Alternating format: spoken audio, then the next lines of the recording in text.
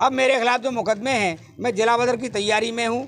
खिलाफ एक मुकदमा महिलाओं की छेड़खानी करने का है, एक मुकदमा लूट का लगा जिसमें एफआईआर लग गई, उसमें एक डकैती का मुकदमा कायम करके मुझको जेल भेज दिया जाता है। उल्लंघन का धारा 144 के उल्लंघन का 188 का मुकदमा मेरे खिलाफ है।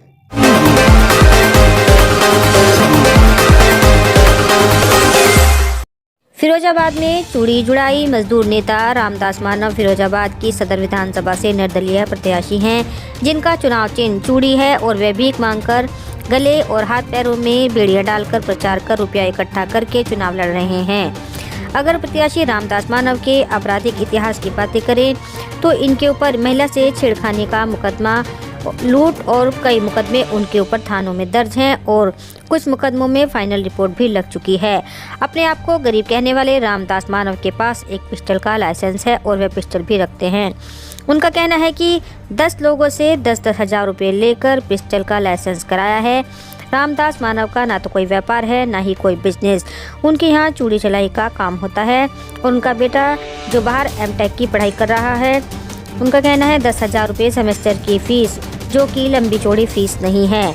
लेकिन अहम बात यह है कि अगर आपराधिक मुकदमे में प्रत्याशी रामदास मानव को लगता है कि वे जिला बदर हो जाएंगे तो वह इसलिए चुनाव लड़ रहे हैं, और अगर उनके लिए 10,000 रुपये कुछ भी नहीं है तो आखिरकार वे भी क्यों मांग रहे हैं? क्या वह लोगों के सामने इमोशनल कार्ड खेलकर उन्हें गुमराह कर रहे हैं? ये सवाल तो सोचने को कहीं ना कहीं मजबूर करता है। सुरक्षा के नाते आपने हथियार का लाइसेंस भी ले रखा, हथियार भी आपके पास? ये 2007 और 9 के बीच में जब विनय कुमार श्रीवास्तव जी डीएम साहब थे, उन्होंने मेरे को एक पिस्टल का लाइसेंस दिया था और उस पिस्टल के लाइसेंस के बाद जब लाइसेंस कैंसिल होने का नंबर आया, क्योंकि मेरे पास पैसे नहीं थे, इतनी मेरी इनकम नहीं है, तो मैंने अपने लोगों से 10-10 हज़ार रुपये 10 लोगों से लिए, तब मैंने वो पिस्टल खरीदी। अच्छा, ये भी चर्चा में लोग आरोप लगा रहे हैं कि आपका बेटा बेंगलोर प्राइवेट कॉलेज में पढ़ता है, उसकी फीस 4 लाख रुपए साल की है। ये आरोप निराधार है। मेरा बेटा NIT कालीकट से एमटेक कर रहा है, 12,000 रुपये प्रतिमाह का उसको स्टाइपेंड मिलता है। एमटेक की फीस 10,000 रुपये फीस है। हॉस्टल खुले नहीं है तो हॉस्टल की फीस जमा नहीं हुई है। जो लोग ये आरोप लगा रहे हैं, जिनको मुझसे अपनी हार पराजित दिख रही है, वो मेरे ऊपर चाहे जैसे आरोप लगाएं। खुली किताब है, NIT कालीकट में मेरा बेटा स्टडी कर रहा है। अभी कॉलेज नहीं खुले हुए हैं, उसको ऑनलाइन देखा जा सकता है। अच्छा, इसके अलावा आपका कोई व्यापार या कोई बिजनेस, जिस तरह से आप भीख मांग के चुनाव लड़ रहे हैं? मेरा अगर कोई व्यापार होता या व्यापारियों की फंडिंग से या किसी राजनीतिक दल की फंडिंग से मैं चुनाव लड़ता तो शायद मैं जनता से धन नहीं मांगता। तो फिर बच्चे की फीस कैसे जमा हो रही है? बच्चे की फीस 14,000 रुपये जो आप बता 10,000 रुपये फीस जमा जो हुई है, मेरे घर में झलाई जो होती है 10,000 रुपये जो सेमेस्टर की फ़ीस है, कोई लंबी चौड़ी रकम नहीं है 10,000 रुपये। मेरा एक बेटा है जो जूनियर इंजीनियर है, प्रोडक्शन इंजीनियर है लावा मोबाइल कंपनी में, उसके खाते से ही वो पैसा पेड किया गया है।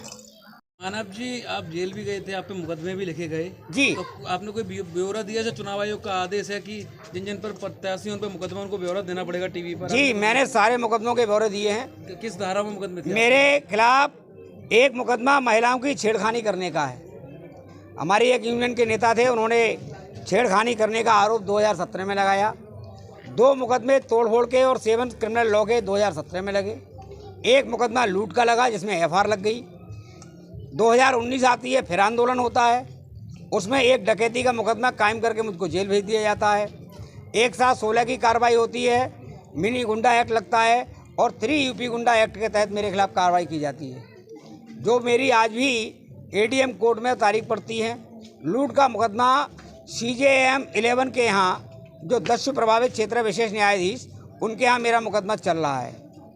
इसके अतिरिक्त 2021 आती है, जब 2021 का दौर चला, इसके अलावा मेरे पास एक आचार संहिता के उल्लंघन का धारा 144 के उल्लंघन का 188 का मुकदमा मेरे खिलाफ है। अभी 2021 में मेरे खिलाफ 2 मुकदमे लिखे गए, दोनों मुकदमों में समझौते के आधार पर एफआईआर लग गई है। तो अब मेरे खिलाफ जो मुकदमे हैं, मैं जिला बदर की तैयारी में हूँ।